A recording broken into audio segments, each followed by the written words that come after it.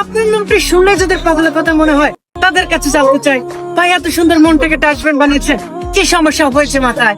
শিক্ষা দীক্ষা ইটা করেছেন আমার জেলা পাবনা, এই জেলা কাছে আপনাদের আর কোনো ভাবনা। এই জেলাতে বসত করে সুযোগের অঞ্চল চৌধুরী কিংবা বৃন্দাবন দাস, আমি গর্বিত কারণ আমি পাবনার সন্তান।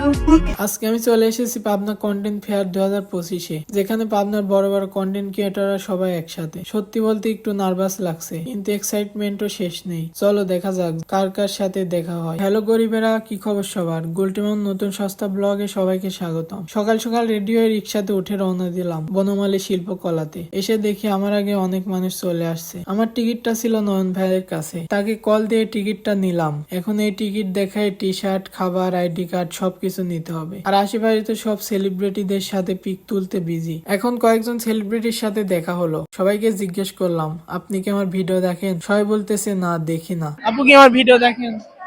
না, সত্যি কথা, পেজের নাম জানি না। এবার আপনার আইডির নাম বলেন।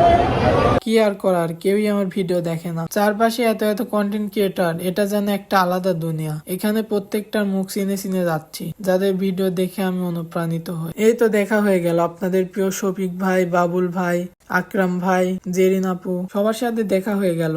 আমি বিশ্বাস করতে পারছি না, আমি রিয়েল লাইফে ওনাকে সামনে থেকে দেখছি। এই মানুষগুলো একদিন শুরু করেছিল একেবারে শূন্য থেকে। আজকে তাদের পাশে দাঁড়িয়ে মনে হচ্ছে আমিও পারবো। যদি মন থেকে চেষ্টা করি তাহলে আমিও একদিন। কয়েকটা কন্টেন্ট ক্রিয়েটরদের সাথে কথাও বললাম, ভালোই লাগলো। কিছু কিছু ক্রিয়েটরদের সাথে পিক তোলা হয় নাই, এত ভিড় ছিল যে গেলাম না। হয়তো কোনো একদিন তাদের সাথে তুলবো পিক। বাইরে সবাই সবার সাথে পিক তোলার পর এখন অডিটোরিয়ামের ভিতরে চলে গেলাম। যে দেখি যারা বড় ক্রিয়েটর ছিল তারা আমাদেরকে দিক নির্দেশনা দিচ্ছে, কিভাবে ভিডিও করতে হবে, কিভাবে কি করতে হবে। আর বাবুল ভাই এসে তো পছন্দের কয়টা ছন্দ বললো, যেটা আমার কাছে অনেক ভালো লাগছে।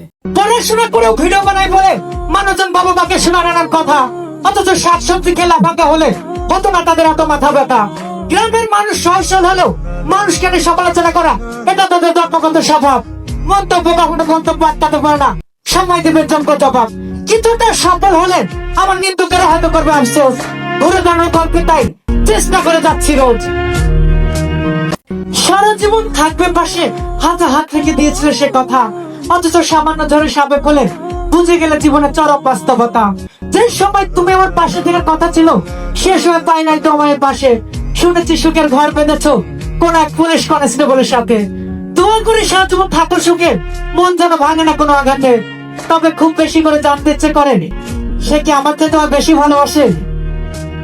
আর আমাদের ডিবি রবিউল ভাইয়ের ভিডিও তো আমার কাছে অনেক ভালো লাগে প্রথম থেকেই। তিনি শুধু সচেতনমূলক ভিডিও বানায়। তাদের ভাষণ শেষ করে বিনোদনের জন্য একটু ডান্স আর গানের ব্যবস্থা ছিল। ওইটা শেষ করে দুপুর হয়ে গেছে, খাওয়ার টাইম। সো খাওয়ার জন্য আবার আমাদের কাশবন রেস্টুরেন্টে যাইতে হবে। গরমের মধ্যে ওইটুকু হেঁটে যাইতে অনেক বিরক্ত লাগছে। যাই হোক, এইখানে এসে সবাই খাওয়া শেষ করে আবার আসলাম অডিটোরিয়ামের মধ্যে। বাট এবার যে এত সুন্দর একটা সম্মাননা পাবো ভাবতেও পারি নাই। টিকিট তো কাটছিল অনেক মানুষ, বাট আমরা যারা ভালো ক্রিয়েটর ছিলাম, ভালো ভিডিও বানাই, যাদের 10,000-এর বেশি ফলোয়ার ছিল, শুধু তাদেরকে একটা করে স্কেচ দিছে, যেটা পাই আমি অনেক হ্যাপি। ফার্স্ট টাইম ক্রিয়েশন থেকে যে এত সুন্দর একটা গিফট পাবো ভাবতেও পারি নাই। আজকের দিনটা ছিল একেবারে অসাধারণ। যাদের এতদিন পর্দার পিছনে দেখেছি, আজকে সামনে থেকে দেখা হলো। অনেক কিছু শিখেছি, অনেক কিছু বুঝেছি। তোমরা যারা এই ভিডিওটি দেখলে মনে রেখো, স্বপ্ন দেখার সাহস থাকলে কাজ করে যাও, কারণ একদিন তোমার স্বপ্ন সত্যি হবে।